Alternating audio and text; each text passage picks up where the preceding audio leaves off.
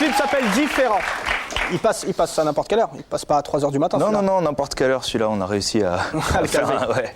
Alors, en mars dernier, suite à des articles postés sur des blogs concernant une vieille chanson à vous qui s'appelle Sale pute, excellent titre, comme ça, à chaque fois que je le cite, j'ai l'air d'un con. Vous avez été au cœur d'une polémique qui a fait réagir jusqu'à la secrétaire d'État et à la solidarité de l'UMP, qui s'appelle Valérie Létard. Je la connaissais pas. C'est gentil comme ça nous présenter des gens. Personne ne la connaissait avant, je crois. Ouais. Je lui ai permis de se faire un peu de buzz. Ouais. Non, en fait, la polémique, elle est partie du Printemps de Bourges. En fait, j'étais au Printemps de Bourges samedi dernier. Ouais. Ça s'est très bien passé, d'ailleurs. Ça s'est bien passé, le concert était bien, tout s'est bien passé.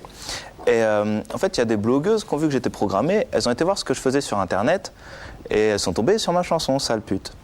Et donc, elles se sont dit, ouais, c'est horrible, il faut pas qu'il interprète cette chanson-là sur scène, nos enfants. Et je rappelle que la chanson n'est pas sur l'album. Non, elle n'est pas sur l'album.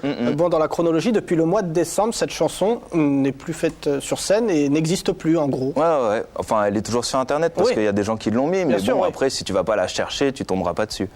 Et donc du coup, au lieu de m'appeler ou d'appeler la maison de disques pour qu'on en discute, elles ont choisi d'envoyer des mails à la chaîne, d'envoyer des mails partout, appeler les mairies, les préfets, les députés. C'est comme ça que c'est remonté aux oreilles de Valérie Létard. Valérie Létard a déclaré, en parlant de la chanson Sale pute, ce texte est une véritable incitation à la haine, à la violence, voire au meurtre envers les femmes. Les mots employés sont discriminants et ignobles. Coup de pression, quoi. Voilà, c'est ça. Après, il y a eu pas mal de préfets et de mairies qui ont mis des coups de pression sur les villes, comme quoi ils allaient retirer les subventions si je jouais en concert, pour qu'on me déprogramme, alors que la chanson, je la fais pas sur scène. Et en fait, cette chanson-là, c'est une fiction, où tu as un homme qui rentre du travail et qui tombe sur sa femme en train de le tromper. Qu'est-ce qu'il fait ? Il boit une bouteille, il rentre chez lui. Une bouteille d'alcool.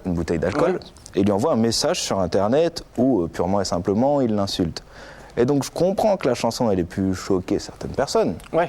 Mais, la chanson, c'est une fiction. En aucun cas, tu peux l'appliquer à autre chose que ce qui se passe vraiment dans le clip. Bien sûr. C'est une chanson que j'ai mis en ligne avec un clip. Exprès, tu vois, dans le clip, je suis habillé en costard, un peu pour représenter une sorte de banquier moyen. Une sorte de cadre, oui. Voilà, c'est ça, une sorte de cadre. Dedans, il y a une petite intro. Tu vois, on voit vraiment que c'est une fiction. Je veux dire, il n'y a aucune violence visuelle dans le clip, même si les paroles sont choquantes. Et donc, moi, ça m'a un peu fait chier parce que je vois pas comment ils sont passés de cette chanson, qui est dans un contexte particulier, comme n'importe quel film, à moi, Aurélien, qui fait un appel au meurtre des femmes. J'ai trouvé que c'était un peu gros, quoi. Mais Anaïs, l'artiste Anaïs, t'a défendu en rappelant que c'était une fiction, qu'elle avait assisté à un concert où elle avait vu ce morceau et qu'elle n'était pas plus choquée que ça. D'ailleurs, elle a un morceau elle-même qui ressemble un petit peu à ça, qui s'appelle Christina. Est-ce que, juste, je pose la question à l'artiste, parce qu'il s'avère que t'en es un, mais est-ce que t'es pas déçu tout simplement de l'état d'esprit de notre société ? Maintenant, quand je fais des concerts, en fait, je vais dans les villes et de temps en temps, je fais des débats ou des rencontres avec des personnes. La dernière fois, j'étais à Lille, j'ai fait un débat donc, avec une féministe. Elle commence le débat en me disant ce que vous dites, c'est horrible, etc. Je lui dis, mais vous avez bien vu que je l'ai mis avec un clip pour qu'on voit bien que c'est une fiction. Elle me dit, ah ouais, mais moi, j'ai pas été voir le clip, vous savez. Tu vois ce que je veux dire ? Genre, elle vient débattre, elle a même pas vu la chose, pourquoi elle veut me déprogrammer ?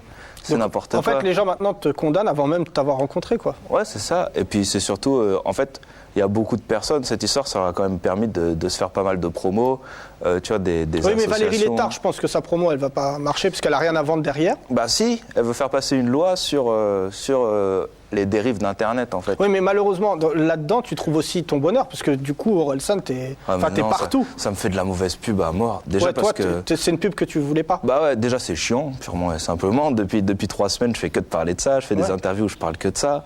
En plus, la chanson, c'est une vieille chanson. Elle a 3 ans, c'est quand même pas ma meilleure chanson, tu vois. Depuis, j'ai fait une 20aine de titres. Et puis en plus, moi, ça me bloque. Quand il y a des manifs devant des endroits où je fais des concerts, après, les gens qui veulent me reprendre en concert, ils vont peut-être se dire, ouais, il faut pas le faire et tout, ça va nous casser les couilles, ça va pas bien glisser si on le prend. Il va falloir mettre plus de sécurité, plus de trucs. Donc du coup. Plus de sécurité pour Orelsan, c'est comme une phrase drôle. Ouais, c'est clair. Il y a